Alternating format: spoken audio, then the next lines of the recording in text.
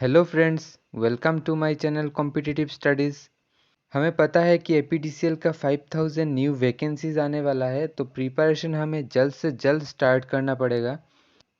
इसीलिए मैं आज का वीडियो लेके आया हूँ जिसमें हम लोग प्रीवियस ईयर का एपीडीसीएल में जो मैथमेटिक्स का क्वेश्चन आया हुआ था वो सब डिस्कस करेंगे। मैंने जो प्रीवियस ईयर का क्वेश्चंस एनालिसिस किया है उससे मुझे पता चला है कि ये जो क्वेश्चंस आता है एपीडीसीएल में, इसमें मैथमेटिक्स सेक्शंस का क्वेश्चन 8th और 9th क्लास का क्वेश्चन ही ज़्यादातर आता है और ये बहुत ही इजी क्वेश्चन रहता है। इजी से मॉडरेट लेवल में वेरी करेगा क्वेश्चंस। सो हम लोग आज का वीडियो में देख लेंगे कि प्रीवियस ईयर में जो भी मैथमेटिक्स सेक्शन से क्वेश्चंस आया हुआ था वो कैसे बेस्ट पॉसिबल मेथड में सॉल्व करना है ताकि हम कम टाइम में हम लोग ज़्यादा क्वेश्चन अटेम्प्ट कर पाए। तो चलिए आज का वीडियो शुरू करते हैं। और पहले ही अगर क्वेश्चन देखें तो पहला क्वेश्चन है, if a equal to 5, 6, 7 and b equal to 7, 8, 9 then a union b is equal to. इसमें हमें पूछा है कि a का कुछ एक सेट है जिसमें 5, 6 और 7 ये तीन नंबर है और b का एक सेट है जिसपे कि 7, 8 और 9 ये तीन नंबर है। अभी हमें पूछा है कि a और b का यूनियन क्या होगा। तो हमें पहले जानना पड़ेगा कि यूनियन और इंटरसेक्शन ये क्या होता है। मानिए ये एक सेट है जिसपे कि a और b दो एलिमेंट है और एक सेट है जिसपे कि हमें b और c ये दो एलिमेंट है। अगर हमें क्वेश्चन में पूछता है कि ये दोनों सेट का यूनियन क्या होगा, तो फिर ये दोनों सेट में जो भी एलिमेंट्स है, जो भी डिफरेंट एलिमेंट्स है, सबका सामी होगा इनका यूनियन। जैसे कि इन दोनों का यूनियन अगर हम लोग देखें तो यहाँ इन दोनों का यूनियन हो जाएगा a, b और c। सो हम लोग को पता चल गया कि यूनियन कैसे डिफाइन करते। तो ऐसे ही क्वेश्चन का जो दिया हुआ है सेट ए और सेट बी, इन दोनों का अगर हम लोग यूनियन निकाले तो क्या होगा, ए यूनियन बी हो जाएगा। और क्या होगा इस पे, दोनों सेट में जो टर्म जो एलिमेंट कॉमन है या फिर जो डिफरेंट एलिमेंट्स है उन सब का साम ही हो जाएगा हम लोग का यूनियन। तो सेट ए में अगर देखें तो सेट ए में 5 है तो यूनियन में आ जाएगा 5। फिर देखेंगे 6 है तो यूनियन में आ जाएगा 6। फिर देखें तो 7 है तो यूनियन में भी आ जाएगा 7। फिर सेट बी में भी 7 है और एक बार 7 ले चुके हैं तो फिर लेने का ज़रूरत नहीं है। और नेक्स्ट एलिमेंट क्या है 8, तो 8 भी आ जाएगा हम लोग का सेट में। और फिर है 9, तो फिर 9 भी आ जाएगा एलिमेंट में। तो ये हम लोग का टोटल सेट बन गया जो कि है ए यूनियन बी हो गया 5, 6, 7, 8, 9, जो कि हम लोग का ऑप्शन नंबर है ए। तो फिर ऑप्शन नंबर ए करेक्ट हो गया। और फिर अभी अगर नेक्स्ट क्वेश्चन देखें तो नेक्स्ट क्वेश्चन में पूछा है कि इन सेकेंड क्वाड्रेंट कौन सा ऑप्शन सही होगा। ये क्वेश्चन करने के लिए पहले हमें पता करना पड़ेगा कि क्वाड्रेंट्स कितना है और कैसे डिफाइन होता है। तो क्वाड्रेंट्स होता है 4 दोस्तों। तो 4 क्या क्या होता है, यहाँ पे x हो जाएगा, ये होगा y, ये होगा -x और ये होगा -y। तो पहले ही अगर हम लोग फर्स्ट क्वाड्रेंट देखें तो ये है फर्स्ट, ये है सेकंड, ये है थर्ड और ये है फोर्थ। तो पहले अगर फर्स्ट क्वाड्रेंट में देखें तो ये पॉजिटिव x एक्सिस और पॉजिटिव y एक्सिस दोनों आता है। तो इस पे हो जाएगा x आ जाएगा पॉजिटिव, y भी आ जाएगा पॉजिटिव। नेक्स्ट अगर सेकंड में देखें तो x क्या करना पड़ रहा है, हमें निगेटिव की तरफ जाना पड़ रहा है। तो x का क्वाड्रेंट होगा निगेटिव और y हम लोग ऊपर की तरफ जा रहे हैं मतलब पॉजिटिव, तो y होगा पॉजिटिव। थर्ड क्वाड्रेंट देखें तो अभी थर्ड क्वाड्रेंट में क्या करना पड़ रहा है, हमें x निगेटिव की तरफ आना पड़ रहा है, फिर y भी निगेटिव की तरफ जाना पड़ रहा है। तो इस पे x भी हो जाएगा निगेटिव और y भी हो जाएगा निगेटिव। अभी अगर फोर्थ क्वाड्रेंट देखें तो इस पे क्या करना पड़ रहा है, x हम लोग पॉजिटिव डायरेक्शन में जा रहे हैं और y हम लोग निगेटिव डायरेक्शन में जा रहे हैं। तो इसका क्वाड्रेंट हो जाएगा x पॉजिटिव और y हो जाएगा निगेटिव। तो दोस्तों ये सब हो गया क्वाड्रेंट्स। तो अभी हमें क्वेश्चन में पूछा है कि सेकंड क्वाड्रेंट में कौन सा ऑप्शन सही होगा। तो सेकंड क्वाड्रेंट में क्या होगा, सेकंड क्वाड्रेंट में होगा x होगा निगेटिव और y होगा पॉजिटिव, मतलब ऑप्शन डी हो जाएगा हम लोग का करेक्ट, जो कि है x 0 से छोटा मतलब x निगेटिव और y 0 से ज़्यादा या फिर 0 से बड़ा मतलब y पॉजिटिव। तो ये हो गया हम लोग का डी ऑप्शन करेक्ट। अभी अगर थर्ड क्वेश्चन देखें तो थर्ड क्वेश्चन क्या है, the intersection of set A and B is expressed as. तो मैंने पहले ही बोला है कि देयर आर टू टर्म्स, एक होता है यूनियन, एक है इंटरसेक्शन। यूनियन को हम लोग ऐसे यू लिख के रिप्रेजेंट करते हैं और इंटरसेक्शन को हम लोग ऐसे उल्टा यू लिख के रिप्रेजेंट करते हैं। तो फिर ए और बी का अगर इंटरसेक्शन होगा तो कैसे लिखेंगे? ए ऐसे लिखेंगे और यू को उल्टा करके लिखेंगे और बी लिख देंगे ऐसे।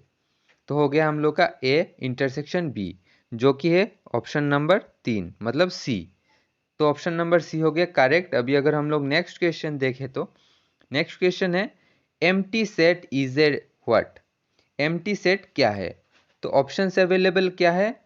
ए है इनवैलिड सेट, बी है फाइनाइट सेट, सी है इनफाइनाइट सेट और डी है नन ऑफ द अबव। तो फिर इस क्वेश्चन को करने के लिए हमें ये पता होना चाहिए कि फाइनाइट सेट और इनफाइनाइट सेट क्या होता है। फाइनाइट सेट मतलब जो कि हम डिफाइन कर सकते हैं। मानिए कुछ डेफिनेट नंबर दिया गया है 1 2 3 4 5 या फिर कुछ एलिमेंट है A B C D E. इन सब का अगर हम लोग सेट बनाएंगे तो ये एक फाइनाइट सेट होगा। और अगर हमें दे दिया कि ऐसे कि 1 2 3 से लेके इनफाइनाइट तक, इसका अगर सेट बनाएंगे तो क्या होगा? ये इनफाइनाइट सेट हो जाएगा। तो अगर हम लोग देखें एक एम्प्टी सेट मतलब जिस पे कुछ है नहीं, मतलब ब्लैंक है, वो भी किसके अंडर में आएगा? वो एक फाइनाइट सेट के अंडर में आएगा। तो एम्प्टी सेट क्या हो जाएगा? एम्प्टी सेट भी एक फाइनाइट सेट हो जाएगा। अभी अगर नेक्स्ट क्वेश्चन देखें तो यहाँ पे है x by y equal to 3/2। तो फिर हमें बताना है कि 2x plus 3y divided by 6x plus 5y क्या होगा। इसको पहले ही देखेंगे तो x बाई वाई लिखा हुआ है 3/2, x by y equal to 3/2। इससे हमें पता चल जाता है कि x का वैल्यू होगा 3 और y का वैल्यू होगा 2। x और y का वैल्यू हम लोग जब पुट करेंगे इक्वेशन में तो होगा 2 into 3 plus 3 into 2 divided by 6 into 3 plus 5 into 2। तो इसको अगर हम लोग मल्टीप्लाई करेंगे तो हो जाएगा 6 plus 6 divided by 18 plus 10 equal to हो गया 6 प्लस 6 हो गया 12 डिवाइडेड बाई 18 प्लस 10 हो गया 28। तो इसको अगर हम लोग 4 से काटेंगे तो 12 को काटने से होगा 3 और 28 को काटने से होगा 7। तो हम लोग का आंसर आ गया 3/7, जो कि option number B. Option number B हो गया करेक्ट। अभी अगर हम लोग नेक्स्ट क्वेश्चन देखें तो नेक्स्ट क्वेश्चन है if salary of Ram is 25% more than the salary of Shyam, then the salary of Sham is less than the salary of Ram in percentage is। इस क्वेश्चन कैसे करेंगे? इस क्वेश्चन में हमें क्या पूछा है कि राम का सैलरी 25% ज़्यादा है श्याम के सैलरी से। तो अभी हमें बोलना है कि श्याम का सैलरी कितना परसेंट कम है राम के सैलरी से। सो फ्रेंड्स, ऐसा क्वेश्चन करने का बेस्ट ट्रिक यही है कि पहले हम लोग श्याम का सैलरी को पकड़ ले।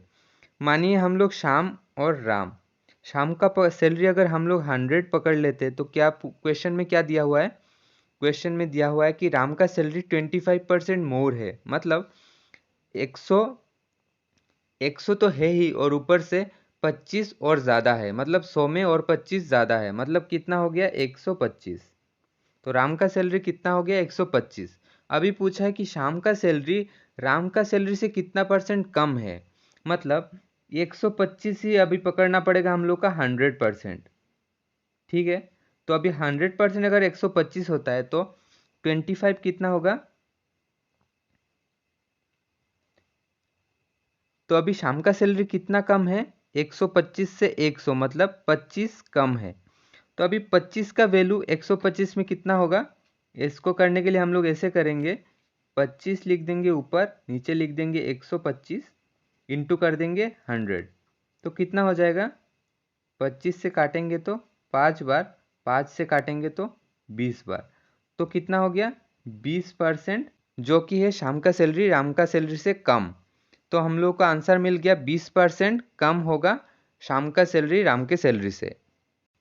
सो फ्रेंड्स, मुझे लगता है कि आप लोग समझ रहे हैं कि कैसे क्वेश्चन का आंसर किया जा रहा है। अगर वीडियो अच्छा लग रहा है, आप अगर समझ पा रहे हैं तो वीडियो को लाइक करिए, सब्सक्राइब करिए और दोस्तों के साथ शेयर करिए। ताकि आने वाला एपीडीसीएल का एग्जाम में आपका कोई भी क्वेश्चन ना छूट पाए। अभी से अगर आप प्रैक्टिस स्टार्ट करते हैं तभी जाके आप अच्छा स्कोर ला पाएंगे एपीडीसीएल के एग्जाम में, और आप इतना टफ कंपटीशन में भी अपना स्कोर या फिर अपना रैंक सिक्योर कर पाएंगे। तो फिर अच्छा रैंक लाने के लिए, अपना एक पोस्ट कन्फर्म करने के लिए आज ही से प्रिपरेशन स्टार्ट कर दीजिए, और जो भी डाउट होगा मेरे साथ शेयर करिए, मैं उसको ईजी से ईजी वे में सॉल्व करा के आपको दूंगा ताकि आप अच्छा स्कोर कर पाए अपने अपकमिंग एग्जाम में। तो अभी अगर हम लोग नेक्स्ट क्वेश्चन देखें तो 4 angles of a quadrilateral are in the ratio 1:2:3:4. Find them. तो हमें बोला गया है कि कोई भी एक क्वाड्रिलेटरल का जो एंगल है, उसका जो एंगल्स है वो 1:2:3:4 रेशियो में डिवाइडेड है। तो हमें पता करना है कि कौन सा एंगल कितना डिग्री का है। तो हमें पहले ही देख लेना पड़ेगा कि कोई भी क्वाड्रिलेटरल जो होता है उसका चारों एंगल का सम कितना होता है। उसका चारों एंगल का अगर सम निकाले तो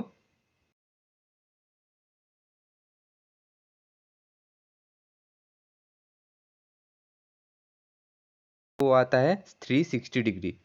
तो यहाँ पे अगर हम लोग देखें तो क्या लिखा हुआ है कि चारों एंगल 1:2:3:4 रेशियो में डिवाइडेड है। सो ऐसे क्वेश्चन करने के लिए हमें पहले ही सब रेशियो को ऐड करना पड़ता है। तो यहाँ पे टोटल कितना है 1 + 2 + 3 + 4, जो कि निकल आता है 10। और फिर क्या करते हैं हम लोग, ये जो टोटल है 360 डिग्री उसको ये 10 से डिवाइड कर देते हैं। तो अगर हम लोग 360 डिग्री को 10 से डिवाइड कर देते तो आ जाता है 36 डिग्री। मतलब एक का वैल्यू निकल आया यहाँ पे 36 डिग्री। तो हमें दिया गया था ये 1:2:3:4 रेशियो में। तो 1 का वैल्यू अगर 36 होता है तो 2 का वैल्यू कितना होगा, 2 का वैल्यू हो जाएगा 72 डिग्री। ऐसे ही अगर हम लोग 3 का वैल्यू निकाले तो 3 इंटू क्या हो जाएगा, 3 × 36 कितना निकल आ जाएगा 108 डिग्री। और 4 का वैल्यू ऐसे ही निकल आ जाएगा, 4 का कितना आ जाएगा 144 डिग्री। सो हम लोग का आंसर निकल आया, 1 का वैल्यू है 36, 2 का वैल्यू है 72, 3 का वैल्यू है 108 और 4 का वैल्यू है 144 डिग्री, जो कि हम लोग का दिया गया है ऑप्शन नंबर ए में। तो हम लोग का करेक्ट कौन सा ऑप्शन होगा, करेक्ट ऑप्शन होगा ए। नेक्स्ट क्वेश्चन देखें तो नेक्स्ट क्वेश्चन में दिया गया है फाइंड द फॉल्स स्टेटमेंट। मतलब कौन सा स्टेटमेंट गलत दिया गया है। यहाँ पे स्टेटमेंट्स है, ए दिया हुआ है line segment joining the centre to any point on a circle is a radius of circle.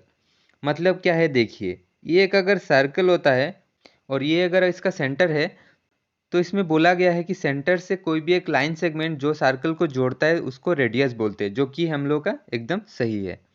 Next क्या बोला गया है कि if a circle is divided into 3 equal arcs each is a major arc. मतलब इसको आर्क क्या होता है, ये जो पार्ट है ये एक आर्क है, फिर ये एक आर्क है, फिर ये एक आर्क है।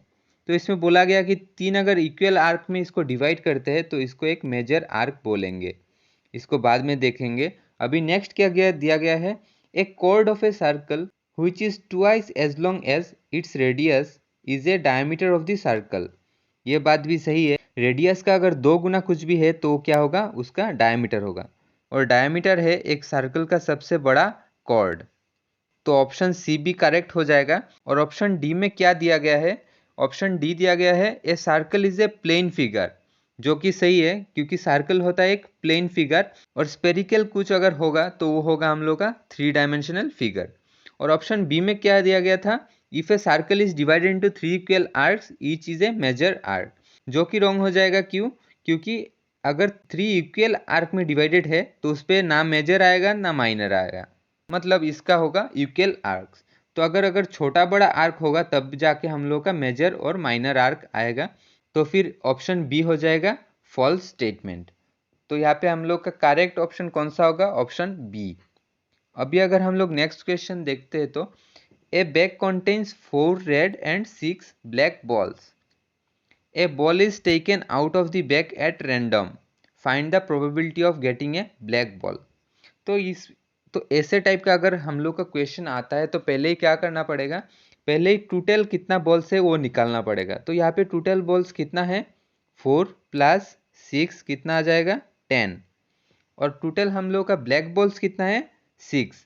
तो हम लोग प्रोबेबिलिटी निकालने के लिए क्या करेंगे, हम लोग 6 को डिवाइड कर देंगे 10 से, तो कितना आ जाएगा 3/5। तो कितना आ जाएगा 3/5, जो कि है हम लोगों का ऑप्शन ए। तो ऑप्शन ए हो जाएगा करेक्ट आंसर। इसका मतलब समझिए कि हम लोग के पास 10 बॉल है और 4 रेड बॉल है और 6 ब्लैक बॉल है। तो अगर हम लोग ने सब मिक्स करके रख दिया तो फिर 10 में से 6 ब्लैक बॉल निकालने का प्रोबेबिलिटी क्या होगा, 6 ब्लैक बॉल है और उसको अगर हम लोग 10 टोटल बॉल से डिवाइड कर देंगे तो निकल आ जाएगा इसका प्रोबेबिलिटी। अभी अगर हम लोग नेक्स्ट क्वेश्चन देखते हैं तो नेक्स्ट क्वेश्चन है the product of two consecutive positive integers is 306, what are the integers. तो इसमें बोला गया है कि कोई भी दो कॉन्जिक्यूटिव पॉजिटिव इंटीजर्स का प्रोडक्ट क्या है 306 है।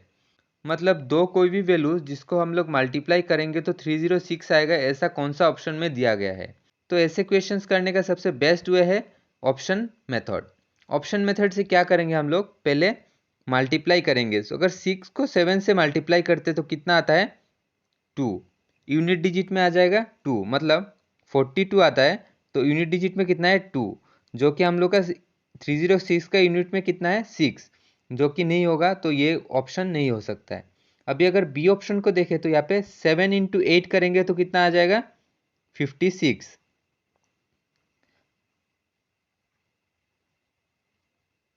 56 जिसका यूनिट डिजिट में है 6।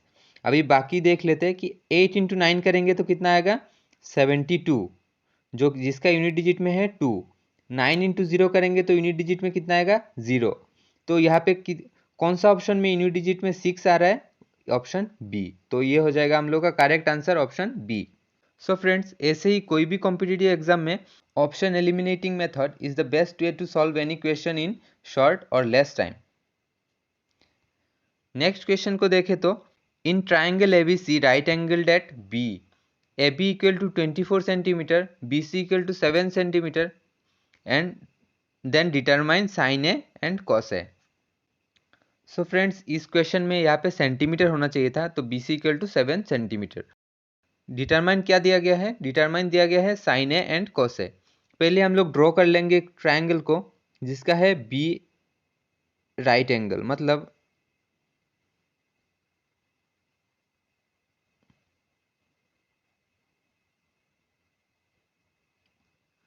सो फ्रेंड्स हम लोग ने ड्रॉ कर लिया एक राइट एंगल ट्राइंगल जिसका एंगल बी कितना है 90 डिग्री। अभी क्या दिया गया है, A B equal to 24 centimetre, मतलब ए बी कितना दिया गया है 24 सेंटीमीटर। तो दिया गया है A B equal to 24 centimetre और B C equal to 7 centimetre. तो हम लोग पाइथागोरस का फॉर्मूला से ए सी का वैल्यू निकाल सकते हैं, जो कि होगा √24 square plus 7 square equal to आ जाएगा √625, जिससे हम लोग का एसी का वैल्यू निकल आएगा। और एसी का वैल्यू कितना आता है, एसी का वैल्यू आ गया 25 सेंटीमीटर। अभी हमें पूछा है कि साइन ए निकालेंगे, तो साइन ए का कैसे निकालेंगे, sine A equal to A का opposite side divided by hypotenuse, मतलब B C divided by A C equal to आ जाएगा 7/25। ऐसे अगर cos ए निकालेंगे तो adjacent side divided by hypotenuse, मतलब A B divided by A C adjacent side divided by hypotenuse equal to आ जाएगा 24 डिवाइडेड बाय 25। तो हम लोग का कौन सा ऑप्शन करेक्ट हो गया, तो हम लोग का ऑप्शन डी हो गया करेक्ट, जो कि है 7/25 और 24/25। अभी अगर हम लोग नेक्स्ट क्वेश्चन को देखें तो इसमें बोला गया है कि 0.35% expressed as decimal is equal to, मतलब 0.35% को हमें डेसिमल में कन्वर्ट करना है। तो पहले अगर हम लोग देखें तो 0.35% का मतलब क्या है कि 0.35 इन 100, मतलब 0.35 को 100 से डिवाइड करना पड़ेगा। तो अगर हम लोग 0.35 को 100 से डिवाइड करेंगे तो क्या होगा, यहाँ पे जो पॉइंट है वो और 2 घर लेफ्ट साइड में शिफ्ट हो जाएगा, मतलब हो जाएगा 0.0035, जो कि हम लोग का ऑप्शन नंबर सी। तो ऑप्शन नंबर सी हो गया करेक्ट। सो फ्रेंड्स, ये था कुछ एपीडीसीएल में आया हुआ प्रीवियस ईयर का क्वेश्चंस।